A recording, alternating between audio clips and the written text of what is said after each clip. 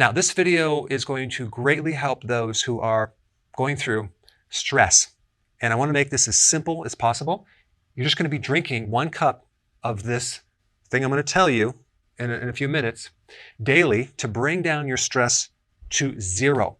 But I first want to explain why it works. Now, I do want to say that reducing your stress to 0 is not healthy for a long period of time. In fact, you can't live without some stress. Stress is actually healthy as long as it's not sustained. Our bodies become stronger when we put our bodies through stress, like exercise, for example, right? If you sat on the couch, no stress, did nothing, you would waste away.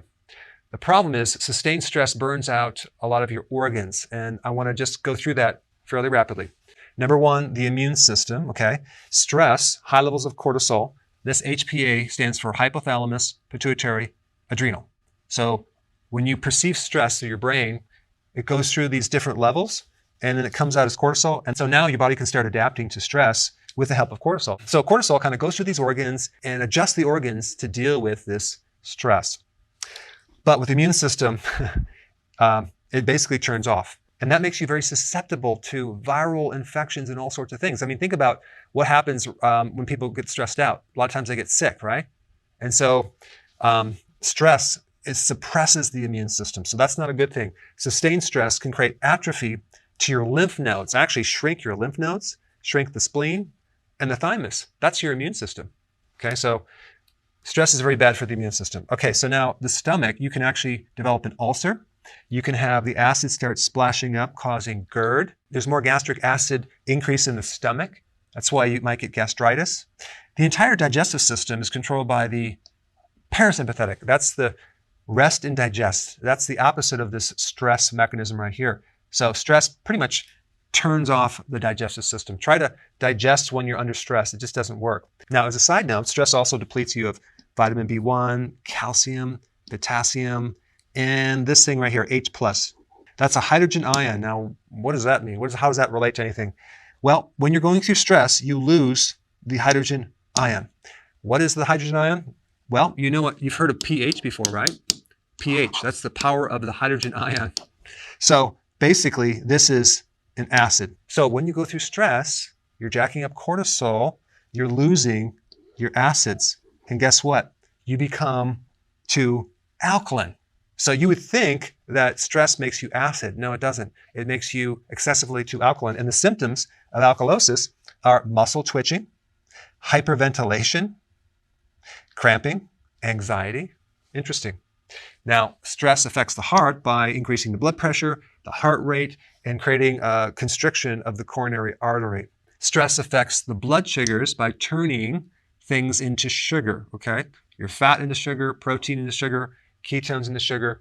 And this is why high levels of stress can even make a person a diabetic, okay? So even though you're not eating sugar, your body is producing sugar out of other things by having too much stress, because another name for this is a glucocorticoid. Now, all this sugar that's generated is basically making us fat. So if you have too much cortisol, you start developing fat, specifically around your gut, because the liver is becoming fatty, and then it spills over into the gut. So you'll have belly fat. Now, the tone of the muscles become very, very rigid and tight. So you get muscle spasms. The lung has a problem. When you have high levels of cortisol, you hyperventilate, right? You would think that you're not getting enough oxygen, but you're getting too much oxygen. I did a whole video on this. It's very counterintuitive. It's very interesting. I mean, think about this. If you were to hyperventilate right now, what would happen? You would get too much oxygen and you would pass out. Too much oxygen and not enough CO2 actually locks up the ability to absorb this oxygen in the tissues. And what happens is you basically starve of oxygen. So there's some really great data on this that I did on a video. I'll put the link down below. You can watch that later. But the point is that stress throws off your lung and causes an inability to breathe. I mean, think about asthma. Think about people during panic attacks. People that have anxiety, they're trying to get more oxygen, and that's making things worse. You should basically just breathe through your nose, calm your breath down, and then you'll get more oxygen, like really slowly. Now, the brain. This is the last part of this puzzle. Stress both destroys certain parts of the brain.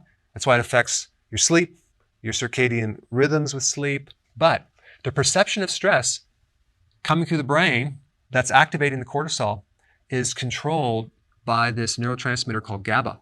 Okay, GABA is like a turn-off switch. It's like the brake pads. 50% of all the little synapses in your brain are a kind of combination of glutamate and GABA receptors, okay?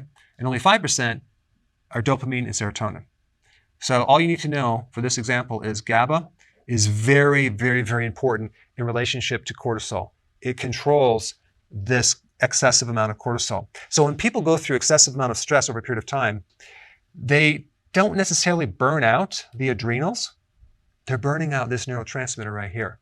So this remedy I'm going to talk about inhibits GABA. It blocks the enzyme that slows down the degradation of GABA, thus increasing GABA, which turns off cortisol.